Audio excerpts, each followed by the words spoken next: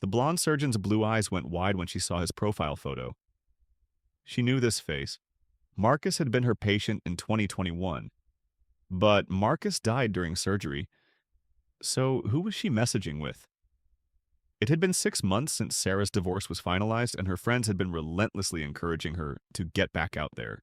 After countless failed attempts at blind dates and awkward setups, Sarah finally downloaded a dating app on a quiet Sunday evening, sitting in her apartment with a glass of wine and her cat curled up beside her. Just swipe right if you think they're attractive. Her friend Jessica had coached her over the phone. Don't overthink it.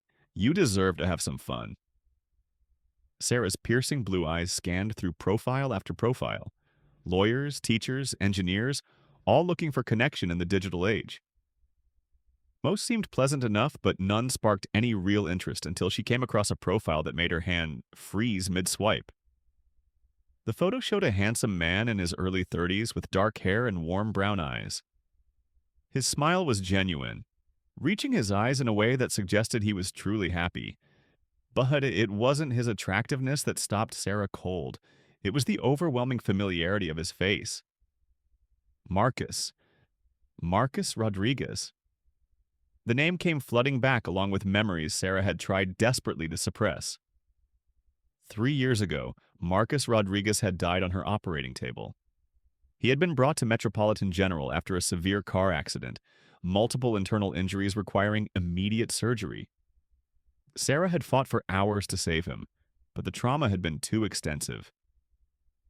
Despite her best efforts, Marcus had flatlined at 2:47 a.m.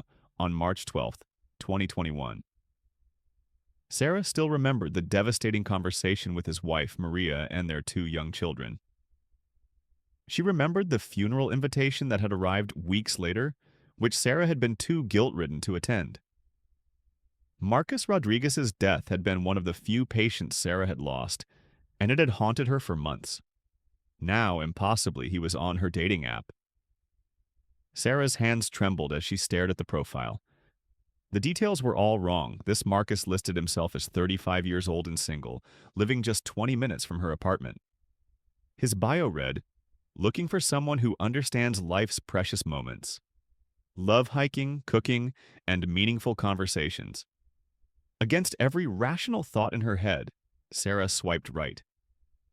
The match notification appeared instantly, followed immediately by a message that made Sarah's blood run cold.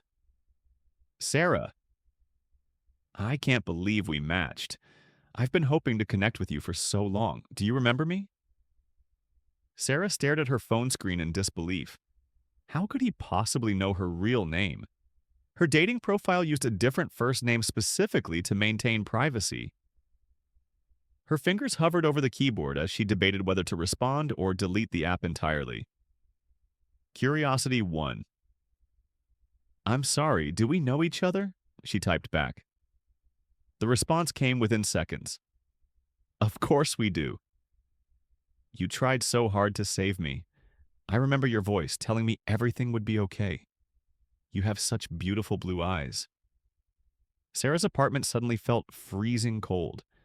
No one knew about the specific words she had spoken to Marcus during surgery, or her eye color while wearing a surgical mask. Only someone who had been there on that table could know such intimate details. "This isn't possible," Sarah whispered to her empty apartment. Her phone buzzed again. "I know this must be confusing.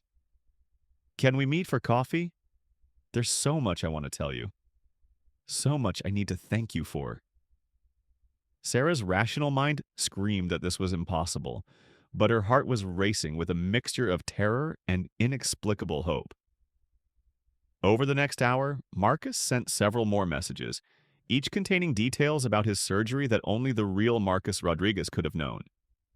He described the exact location of his surgical scar, the complications during the procedure, even the song that had been playing on the radio in the trauma bay when he arrived.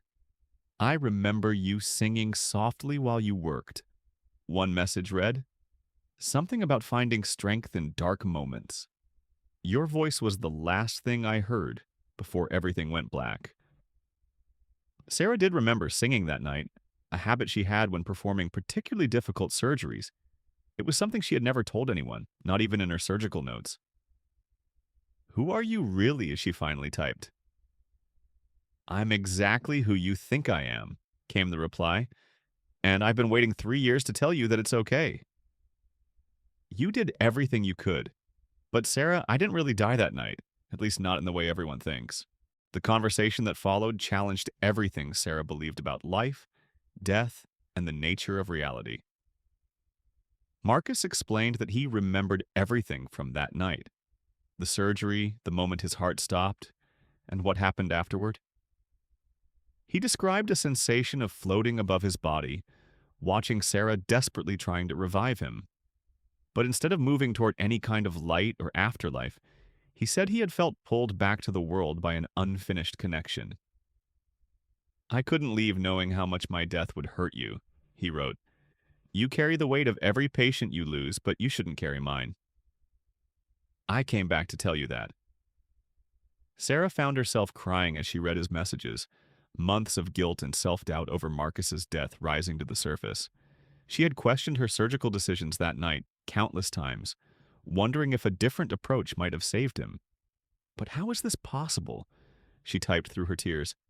"How are you here, messaging me on a dating app?" "I don't understand it either," he replied. "All I know is that I've been trying to reach you for 3 years, and this was the only way that worked. Modern problems require modern solutions, I guess." The next message made Sarah laugh despite her tears. "Besides," Marcus added, "my dating profile is actually pretty honest. I am looking for meaningful connections, and you should definitely try dating again. You deserve to be happy." Sarah stared at her phone, wondering if she was having some kind of psychological break, or if she was actually communicating with someone who had died on her operating table 3 years ago. Either way, the conversation was giving her a sense of peace she hadn't felt since that terrible night.